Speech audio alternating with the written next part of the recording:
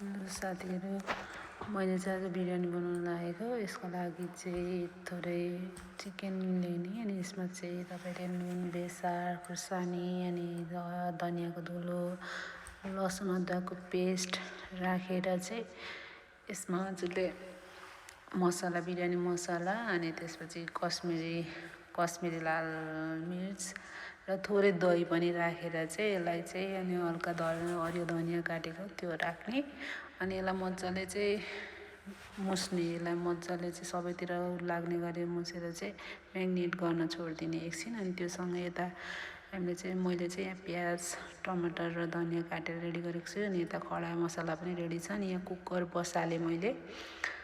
कुकरमा चाहिँ थोरै तेल एड गरेर यसमा चाहिँ धनियाँलाई चाहिँ तपाईँले रातो हुन फुटाउनु पर्ने हुन्छ, जुन बिरयानीमा हाल्नको लागि चाहिन्छ। त्यसको लागि चाहिँ मैले यहाँ रेडी गर्दैछु प्याजलाई।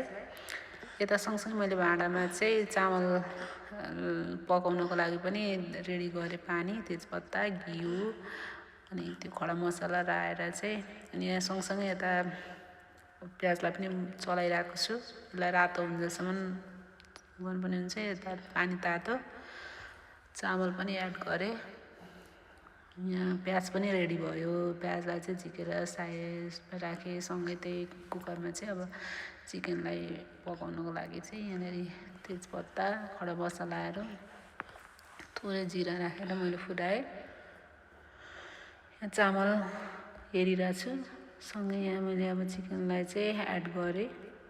अघि म्याग्नेट गरेर राखेको चिकनलाई एड गरेँ। यसलाई अब राम्रोसँगले सबै एड गरिसकेपछि चाहिँ मजाले एकछिन चलाउनु पर्ने हुन्छ। सबै रातो हुन्जेलसम्म हल्का तेल लिन्जेलसम्म चलाउने। यसपछि अझै टमाटर, मसला,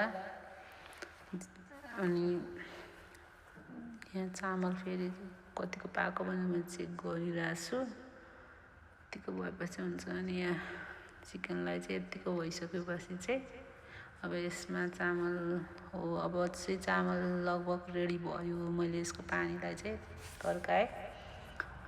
पानी यता साइड गरिसकेपछि चाहिँ हजुरको, अनि मैले कुकरमा चिकनमाथि लेयर गरेर चामललाई एड गर्न स्टार्ट गरेँ।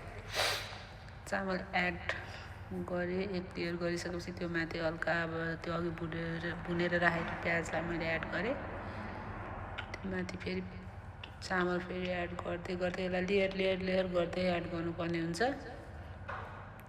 त्यो पछि चामल एड गर्ने, चामलपछि प्याज, अनि तपाईँको फुड कलर छ भने हजुरहरूले फुड कलर पनि एड गर्दा हुन्छ। मलाई पनि योपालि फुड कलर राखेर चाहिँ खान मन लाग्यो बिरयानी, त्यही भएर मैले फुड कलर हल्का एड गरेँ।